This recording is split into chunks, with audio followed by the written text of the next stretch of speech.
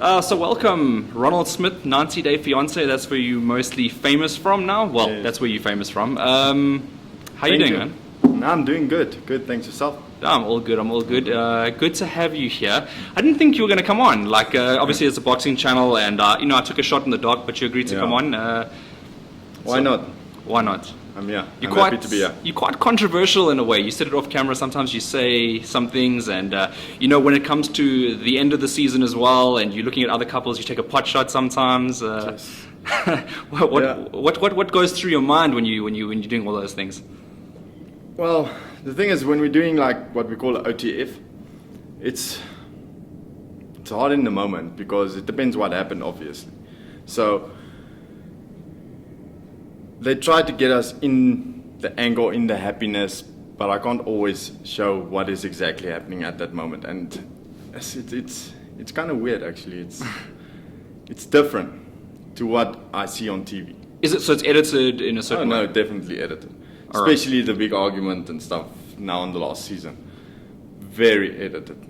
All right. Well, I want to quickly go away from the series, and I want to talk about like how you grew up and what led to before you got onto the show. Well, I grew up in Randfontein, like everyone knows. I've been living there for 28, 29 years. So I actually grew up there. My father passed when I was around 8. My stepdad stepped in. I did school in Randfontein. I did my higher grades in high school in Kempton Park, Jeugland. And now I live in Pretoria, working every day. Yeah, and obviously what we see on the show is that you're still building your place or putting some things into your place. I was actually like just extending my place. Yeah. Because I'm actually renting an apartment downstairs from my friend who lives upstairs. Okay. So we're both renting by the owner. And to build Daniel's room, I had to extend into the garage, which is amazing because now I actually extended even more. Yeah. And that you'll see obviously now in the future. Right. So there are future. You will be involved in something. Yeah, definitely. Like more episodes. Definitely. So it hasn't come to an end. All right. Never will be at the end, but never. All right. So there's a lot more to come from you. It's not just how many seasons have you done so far up to this point that we've about seen? 4 or 5 seasons. All right. More or less. Yeah. So you're in it for the long haul. Do Yeah. you get paid from the show? Yeah, we do. Okay. We started at $1,000 an episode, and now we're standing at $2,500. Oh wow. Okay. So it's not bad. Yeah, so that obviously helps out with your day-to-day as well. And I know there was a lot of controversy because we have the rand dollar problem where you can make a lot more money if you live in America type thing. Are you still struggling with those sort of things till this day? Well, for me to send money to Tiffany, it's definitely a struggle. Because if the rand is doing weak, if I send her 4,000 rand, that's not 300 and something dollars. Yeah. She can't do much with it. But for me, it's a lot of money. So yes, I still struggle with that till today. It's actually quite a headache. Yeah. But that's why what I said is, okay, I get paid so much from the show. Take this percentage of my money every episode and give it towards Tiffany. That's what we're doing now. So then she gets equivalent to what she must actually get. Right. And does she work that side? No, she has her own business also now, and so those type of things. Like me and my friend, we started our own business, and yeah, we actually got a very big contract by Bowen Properties. Oh, that's so construction, yeah. And that's all coming from the show, I'm assuming. Yeah, you'll see it now in the future. Obviously. Okay. So don't want to obviously give away too much with regards to that. Are you guys still together? Kind of, yeah. We're going through a very rough patch at the moment. We're standing at divorce, but we are trying to figure things out between me and her for the kids and everything, and we do love each other at the end of the day. So, yeah, I mean, it is what it is. Yeah, because Google's a scary place. I Googled, are you guys still together? Didn't get the answer. Then it said Ronald has filed for divorce. I don't know so I would like to just clarify. Yeah, no, we're literally standing at the edge of divorce. Even though I filed for it, she still has to sign it. And because she didn't sign it, that still holds us like together. Yeah. So we're hoping for the best actually, because I want to be with my kids at the end of the day. And you mentioned that you'd like them to move to South Africa. And I remember at the beginning, like the first couple of seasons, you were like saying South Africa's a dangerous place, and you weren't really selling our country very well. And then towards the end, you said you're promoting it and saying actually there is a good life that you can live here. Yes. You know what? how it came forth, like how I made South Africa to look, and what you guys saw on TV is two different things, because the places we went and the places that was shown, it's not my place that I would go. Yeah. Let's be honest, I'm calling a spade a spade. I won't go and have a good time in Soweto, for example. Yeah. I know my place, and that is not my place. So the thing is, yes, South Africa, every place has its crime. Every country has its crime. But South Africa, look, it's a beautiful place. Yeah. It's a lovely place. If I can choose between America and South Africa, I'll stay in South Africa. With its danger, because I've learned to adapt to living life here. And you can make a life in South Africa. It's not impossible. Well, one of the narratives that sort of created, I suppose, from Tiffany, and what didn't leave her was, it's not safe for Daniel to be here. It's not safe for your newborn to be here as well. Do you detest that sort of information? No, I still dispute that one. Because, once again, if you adapt to the life, yeah, you can live. I mean, if you have a stable job and everything, as long as you bring bread and butter to the table, you're sorted. I mean, what more do you want? Not a luxury life or whatever. As long as you have a standard living life, that's what I'm used to, that's what I grew up into, I'm good with that. And yeah, she doesn't fully agree with it. I mean, the hospital thing with Carly being born here, we can get medical aid. Carly can be born in a private hospital. Could have been born in a private hospital, but no, she doesn't see it that way. All right, and obviously you met before you went on the show. Yeah. And why did you guys initially decide to take it up and go on the show? Well, that was actually a decision in the spur of the moment, if I can say that. They contacted Tiffany because she was part of a Facebook group, how to bring your fiance over to the US, because we were already engaged. Mm-hmm. And they reached out to her and say, listen, we see you have love aboard. Do you want to be on the show? She mentioned it to me. And that was just before I went to rehab, actually. And yeah, we thought about it, and I told her, no, I don't want to do it. Really, I don't feel like doing it. And then she convinced me, and I agreed. And like a week before we were supposed to start filming, she said no, she doesn't want to. And then I had to convince her again. So yeah, it was literally in the spur of the moment that we decided it. But it has its pros and cons, if I can say that. So how much of the troubles would you attribute to being on the show? Do you think it would have been maybe a little bit different if you never went on? Or? Oh, definitely. Me and Tiffany actually discussed it the other day. Okay. If it wasn't for the show, we wouldn't have the trouble that we are having at all. I mean, the show has its pros and cons, but one of the cons is that our fights literally is about the show, or what happened on the show, what I said, or whatever, Because this last season, I just felt I'm not going to hold back because she's walking all over me. So I had to make a stand, and that blew up even more. So yeah.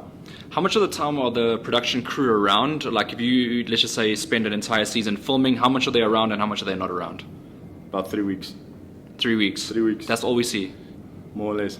Wow. 3 weeks, and then you see, what, two and a half months of a season. So who plans your days? You? No. It's being planned for us. Yeah, that's why I say, they tell us, okay, we're going to go this day to this place, and we're going to film this and this, and you guys have to talk about that and that. They give you the topics. What you talk or what you speak, it's up to you. But it's real in the sense that you are still showing your... Yes, the emotions and everything, it's real. Okay. That's real. The fights and arguments, all those type of things, that's straight up true life. It's just they pin on certain sensitive points, if I can say that. So yeah. I guess one of those points is like the topic will always come up, your ability as a father. You don't want to change certain nappies and those sort of things. No. Maybe your gambling addiction, that'll come up in conversation. Is that all geared towards building up the show? Well, yes and no. The thing is, they need drama. That's the thing. And to point out my faults, it's drama. And the last season, I don't think they could find a lot of faults, even though like the diaper thing and the gambling addiction. I mean, that's 3 years ago now. Yeah, that's long ago. So you don't gamble anymore? No, yes. The last time I gambled was last year, November, more or less. November, yeah.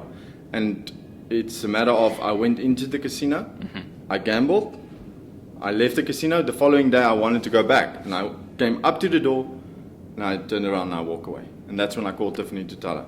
Until today, she holds me accountable for that. All right. And then when you and Tiffany argue, sometimes I know that in a relationship, it's not necessarily, so maybe they're pointing out your flaws, but do you look at it trying to look at it from like a non-emotional point of view? You look at it and you look at the source of the problem. Maybe I'm doing this wrong, or maybe Tiffany's doing this wrong. Do you sometimes sit back and have a look and you're like, we could both be wrong in this instance, and have that conversation? The thing is, I always sit back and think, okay, where's the fault with me? Then I examine myself. Then I realize, but I'm not wrong. I'm not in the wrong here. I have to convince Tiffany that she's in the wrong, and she has to see my point of view. And when I try to do that, it blows up. Because she doesn't see my point of view or her being wrong. Because she's the type of person, she's a very strong woman, very. And she can put up a fight, let me tell you. You're going to have to stand your ground if you want to win an argument with her. So, yeah, I mean, even if I examine and try and convince her, it's not going to help. So if you feel that you're right in this instance, like let's just say you're having an argument and you feel that you're right and she feels that she's right, do you have to say you're sorry first? How does it work in that sense? Even if I was right, but even if I was right, I still have to apologize. And I still have to make things right, because now it's my fault that we had an argument, which I feel is very wrong in a sense, but every house has its cross, or how that saying goes. But yeah, I always have to apologize first, unfortunately. So do you in that instance, feel a little bit powerless, maybe stress out a little bit that you can't get the point that you necessarily want to get across? I told Tiffany plenty of times, that she actually takes the man out of me, if I can say that. Because she's taking over my role as a man, as a husband, as the head of the house, to lead my family and show them, listen, this is the right way, or let's not argue about this, or you're wrong in that. I mean, I'm human, I can admit my faults. Literally, I'm not saying I'm perfect, so when I'm wrong, and when I'm right, I'm right. That's the thing. But she literally overpowers me, and then it's fighting a losing battle. All right. So one thing I noticed was, let's go back to December real quick. I don't know if it was December or November. I'm not sure when the filming happened, but about the Christmas shopping, spending like 10,000 Rand. I mean, that is a lot of money, isn't it, for Christmas? What was going through your mind at that stage? I mean, obviously there was a lot of happiness. I could see it on your face, but 10K. But the place was expensive. The tree and everything. But the thing is, I just had to make a point, because when we went grocery shopping, I didn't have enough with me to pay for the groceries because I didn't have my other card with me. So when we went for the Christmas tree and stuff, I needed to prove a point to say, listen, I can afford this. Even if I have to pay it off, it's fine. My kids are happy, and that's what matters. My wife must be happy, that's what matters. But my wife isn't happy, oh well, so the kids is at least happy. That was my reckoning over that scenario. All right, and how do you deal with long-distance relationship with your kids? Like, how difficult is that? That's probably the hardest thing to see. Let me tell you, to see your firstborn child, especially grow up over a phone, that's hard. That's really hard. Even Daniel, he's getting into his teenage years, so he's like kind of rebelling against his mom, and for me not being able to be there to guide him and tell him, hey, don't talk like that to your mom, do this rather, or speak like that. It's very, very hard. Me and Daniel, we will have phone calls for hours. And then I would call Daniel only, and I'll say, Tiffany, wait, me and Daniel, we're going to have a talk now. But it's really hard to raise the kids and see them grow up so fast over the phone. And your vision, are you seeing them back in South Africa anytime? Yeah, well, within the next month or so. Okay. I should be seeing them, yeah. Would you ever go... I know there's been a lot of debate about this and, getting visas sorted. I know it's a nightmare, and particularly during the pandemic, but has there been a genuine thought of making the life that side? From my side, no. I love South Africa. What can I say? Even though the visa process is approved, I didn't really give it a thought because it's scary. For me, it's scary. I mean, I'm walking into the unknown. I don't know nobody. Have you been there before? No. Never? Never. I can't, because I'm married to a US citizen. Even if we were engaged, I couldn't. Not a tourist visa, no nothing. You have to do the K1 then or whatever. Okay. Yeah, so I could never ever go there. And it's scary, driving on the other side of the road, not knowing where's what. I mean, yeah. Look, I've been to America. I mean, I can give it been there? yeah, I can give it like a thumbs up. Mm-hmm. I wonder if it's not worthwhile doing like a trial run. Like I know the ultimate goal is here, but like initially, like how they gave South Africa a trial run in the beginning, would you not be willing to make that sort of trial? No, I would definitely. If push comes to shove and the interview is approved and everything, I'm definitely going to go there. I mean, I'm going to go there where my kids and my family is. So if things work out that side, it works out. If it doesn't work out, I'm coming back. Definitely. No doubt. Is one of the hard parts as well is like family, leaving your parents, that sort of thing? Yeah. Is that a difficult one? I love my mom, eh? Yeah, I can see that from the show, yeah. Yeah. So, no, I just don't want to leave them here. And the thing is, I know everything here. I know where to go or what to do or how to act in whatever situation, So, there it's literally an unknown. And I don't know how am I going to handle the unknown. That's the thing. Because there I have to abide to everyone else's rules. That's also what it comes down to. Because with Tiffany overpowering me every time, like she does, very hard, especially with the mom being there and everything, then she has like backup. So, yeah, but we'll see. We'll take it as it comes. And when you look at the other couples that are on the shows with you, I know sometimes they change because of different types of seasons and whatnot, but usually you get Jovi there as well, and Jovi and Yara. yeah, they do their thing. And then there's a couple of other ones. I think Mike, I don't know if they're still together, those two. Mike and Natalie, not that I know of. Eh? Yeah, it looked like it didn't end too well. Even Angela. Which was the couple that was on the last season that you looked at and you were thinking, okay, we actually okay? My word to Tiffany was, look, I'm at least not doing what Jovi did. I don't take you to a strip club and those type of things. So, but Angela and Michael, I mean, I can relate so much from them. So much, because Angela's overpowering Michael. And you can see it straight up. But, I mean... Well, that's one I don't particularly like, because every time Michael tries to talk, then Angela will, talk so loud over him and not give him a chance. That's what Tiffany does, the same thing. Same thing. Over the phone, yes, but you must hear. But on camera, you guys seem to be civil in the least when you're arguing. But does it get different when you? The thing is, we had an agreement since the first season the other way, when we first came on the series, that we're not going to argue on camera, and if we have an argument, we're not going to let it blow out. Now, obviously, us settling in so much and getting comfortable with the show and producer pressing on the buttons and those type of things, it was bound to blow out. And they have a move where they would talk to us alone, one side, and they will gaslight us, if I can say that. And then we will go into the scene and we'll be fired up already, I'm gonna have an argument with you now, Tiffany. And that's what they do, and that's why I say the show has a lot to do with our arguments.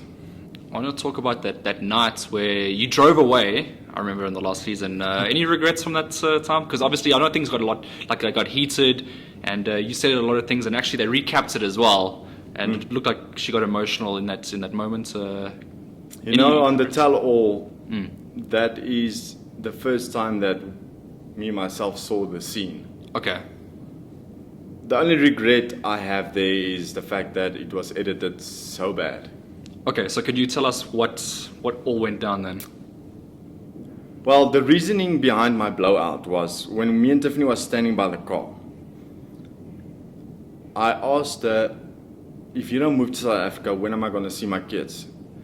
And she made a comment, she said, you will see your kids when they are 18. Then you can have your kids alone.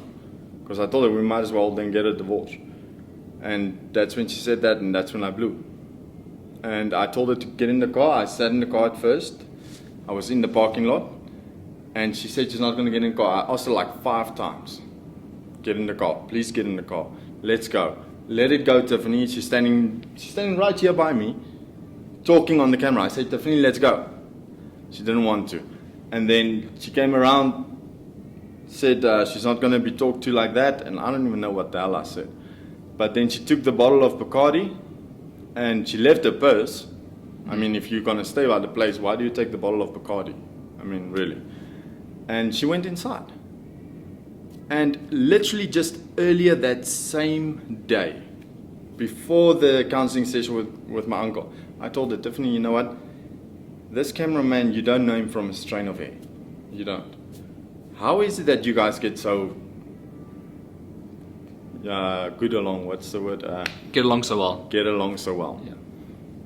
And she said, no, he's also from Jersey, and we have the same vibe and everything. I say, well, did you come to visit him or did you come to visit me? Because I don't like the way that you talk more to him than to your own husband. I mean, what's up with that? No, she's sorry, she won't let it happen again, this and that. And when she went inside, and I lost my shit outside, and I went inside and I went to go fetch, and I saw she's laughing. But then I blew it. Yeah. I wanted to strangle the cameraman, but then I thought to myself, Ronald, just keep it cool, because then I walked away, I left. And the best part of all is, that same night, they brought her back to my place. They asked me, can she come back? I said, oh, well, she can come back, fucking, I don't mind. Yeah. And the cameraman didn't want to come into my place. And I said, but you know what? I walked up because my driveway is upwards to the upper level. And I said, but you know what? I have no dispute with you. None. It's not your fault. It's Tiffany's fault because I discussed it with her. And it's those type of things that they were literally filming me talking to the cameraman and telling him these type of things that they didn't show. They just showed me blowing out of nowhere and not the reasoning behind the blowout. And when she came back as well, she sweared me and said, I'm irresponsible and how can I leave her there? But it was her choice to stay there. I asked her, are you coming or are you staying? And she said, I'm staying. And they said to me, I called the line producer on the way home. I said, I want to see that video footage now. What was said between her and the cameraman that made her laugh. And the producer said, no, they just said one sentence. And she just said, this shit is crazy. I'm going to take the Bacardi bottle and jump into the pool. Which wasn't the story when I saw it at the teller. There was more than one sentence, point one. And that is completely the opposite of what she told me. So, I don't regret. Okay, so I just regret basically them not showing the full story. Yeah. That's the thing. So, are you allowed to disclose what was said? About? The sentences that were said leading up to the laughs? Well, it's nothing serious. What she basically said was that's your boy and he's crazy and I'm not going to stand for this shit and those type of things. You know, it's nothing luckily flirting or something like that. Yeah. But to me, it's the fact that the producer told me, check the footage, there was only one sentence said. That's it. And to me, it was like 4 or 5. So I know it's not a big deal, but for me, it's a big deal. Yeah. I mean, talk straight to me, talk honest, and let's move on. That's it. So you said it's, you guys are right at the end, sort of, it's looking like it. But is there something in you? You obviously love Tiffany still. That wants to just keep going and change. If everything was different, like you envision like a perfect scenario, what would it be? Well, for start, us living together. Okay. Because that is the main thing why we have so much arguments, so much fights, so much disagreements. We don't see eye to eye on nothing. Because I'm living my life here this side. After I found out that she lied about the visa, I found out that this was basically all a joke, if I can say that. When I found out she didn't submit the visa papers, and I'm waiting for nothing. I had my life on hold. That's when I said, to you no more. I'm going to file for divorce then rather, because you don't want to live together. But the perfect scenario would be, whether it's in South Africa, whether it's in Nigeria, America, doesn't matter where. I want to be with my family. That's all. And that time when you did chat with your uncle, where you guys sat down and it didn't look like it went your way, like you said what you wanted or something like that. Is that basically what happened in that scenario? Did he... No, it literally went down like that. The thing is, I kept my mouth quiet about a lot of things because you can't throw everything out on the table at one session. Yes. We were supposed to go for more, but obviously didn't happen. And yeah, no, it did go down like that. My uncle took her aside and she got to say her say, and I couldn't say much.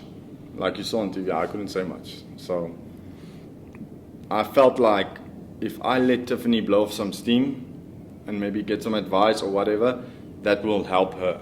But then she blew off some steam and I got this shit. So it's fine.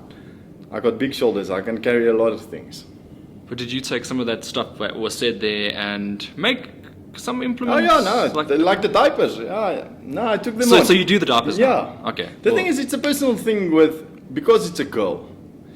Me being a man, yes, I know it's my duty as a father to change the diapers and stuff, but when it comes to the poopy ones but rough hands and I don't know how much to wipe it off or how hard, I'm scared of those. And you type make a of things. mistake or Yes, not clean it properly or something like that. I don't know those things, so that's why I leave it for Tiffany.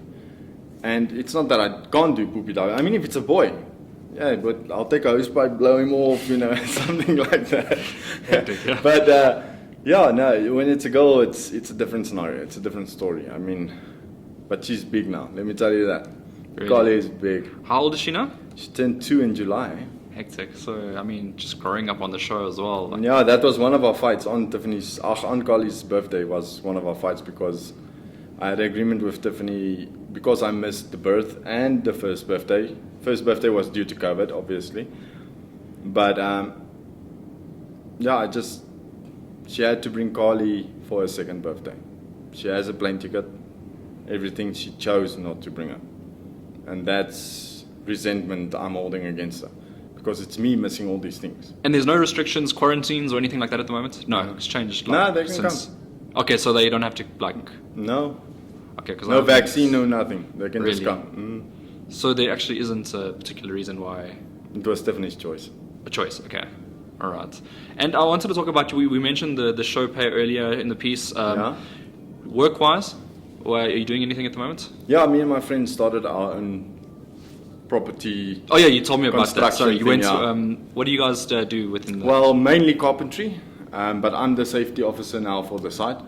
And yeah, I partnered with him and we're doing this thing together. So I'm going forward with my life as if I'm not going to America, because when I waited for the America thing to come through, it was all a lie. So I had to actually just move on and build a life for if they come again, I'll be even more settled in. I'll be more prepared for them and everything. So I don't need to go rent a car because now I have a car and everything. So yeah. I remember because on the show, obviously which was filmed back then, is like you were going through some dark times, like in terms of finances, and you had a job repairing bikes or something like that. Yes, to that extent. Yes. What happened with that? No, that one basically went dead because of the filming, obviously, and you can't have a job and then you have to tell your boss, listen, I need 2 or 3 weeks off because we were going to film the What Now season. And when they came for those 2 weeks, that's when the boss said, no, you know what, I can't hold you here because I can't keep you because you're going to go film, so you have to do filming. So that basically went flat, which I understand. But yeah, as far as it went flat, I got another thing in the pipeline. I will never go lay down. Never. Yeah. I can't just sit back and, I don't have a job now. Well, no. That's the impression the show creates. The show creates that you just want to sit back. Like you're a bum, you know what I'm saying? Like that's how it was perceived. And that's how the rest of us interpreted. We're like, okay, well, that's what Ronald's doing. He doesn't want to do this for his kids. You obviously disagree with that completely. No, I totally disagree. They will obviously just show you what you want to see. What they want you to see. Basically, that's what they will show you. But otherwise than that, no. I never go lay down. Never, never, never. I mean, if I was going to go lay down, I wouldn't be living on my own. How would I pay that? I mean, yeah. All right, and the next one, which is the burning question, those screenshots. Which ones? The ones that happen on Instagram. Ah, yeah. All that stuff that happened, I mean, I looked at it and I was like, wow, you and Tiffany were having a go. That was the best. Yes, I was so angry when she did that. Yes. But if I must show you the messages of that day, and the parts that she screenshotted, and I just scroll a little bit back, upwards, and you see what she tuned me. Word after word after sentence after sentence. She spammed me with messages. Doof, doof, doof, doof, doof. And you will see in between I say, let it go, calm down, are you done now? And she kept going. And then I blew. I said, it's done. And that's when I sent that message and I blocked her. And that's when she posted it. And what was your reaction, your family's reaction? Everyone that's around you, your friends, I guess. Well, the thing is, the first thing, like my mom asked me, what did she say to you? That's the first thing my mom asked me. I said, Mom, well, it goes without saying what she said to me. And I sent my mom the screenshots that she said to me. And my mom was like, okay, now I understand.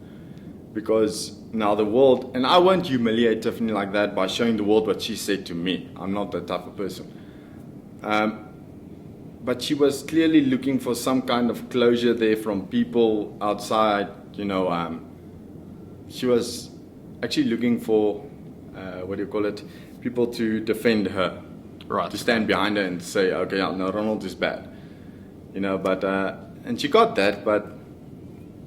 Do you ever go through the Instagram and start looking at the comments? Do you do that? No. So you just leave it, you're like, nah. The first season I did that and no. It's too much, isn't it? Like. But yes, to comment on 1,000 something comments, yes, you know. You can't reply to even everyone. Just like them, but it's a lot, It's a lot. Yeah. That's why I don't get to everyone. And I feel actually bad for not responding to all the DMs and stuff, but yes, you know, it's just too much. And everyone will have a 5 cents. Everyone. And all I can say to all of them is, you know, don't judge if you don't know the Do you get, truth. is that like hate mail? You get like that? I used to, yeah. I used to get a lot of hate mail, but not anymore.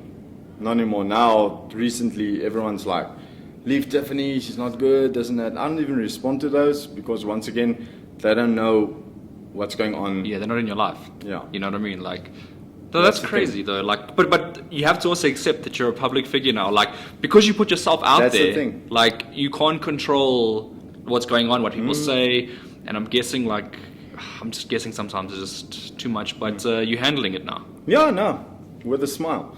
It's like water on a duck's back. It just runs down. I mean, I don't let people actually. Tiffany still lets the comments get to her.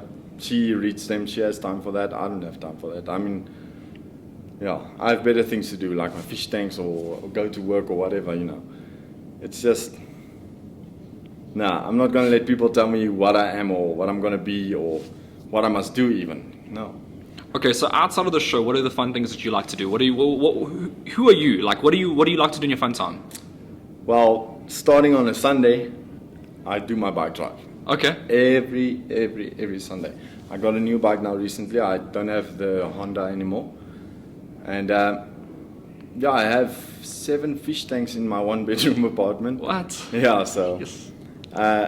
that's my new hobby. Okay. It's my aquariums. Yeah, I love it, and it's beautiful, and it's just amazing. And it keeps me so busy. It's so much maintenance. And then obviously I have the dog. I love to play with him and take him for a walk as well. So every afternoon, if I have time, not every day, I would take him for a stroll around the block, and he would go and bark at the Rottweilers and everything, even though he's just so big. They always do that, the small ones. Yeah, he has a big personality, let me Yeah. say that. So, but yeah, that's basically me. Otherwise than that, I'm always home, man. Always at home where I must be or whatever. I feel that if I go out or if I go to the clubs or the pubs, even though that they are open, that's looking for trouble. And I don't do that. Even if me and Tiffany are divorced, I don't do that anymore. I feel that's not me anymore. I'm all grown up now. I'm a different man to what I was when I was 21. Yeah. Well, that's China. You've matured and you've grown. All right. So, well, Ronald, thank you for coming on today. I really appreciate it. No, thank you very much. Is there anything lastly you want to leave us with? 90-day Fiance star Ronald Smith. Well, hopefully the seasons to come will be more actually focused on the real us and the love we have for each other. And hopefully the next season you guys will see me climbing the plane to America. All right. Which we are waiting for now, because all of a sudden the visa papers is submitted now. All right. Perfect. Thank you for coming on the show. Thank you very much. I appreciate it. Cool.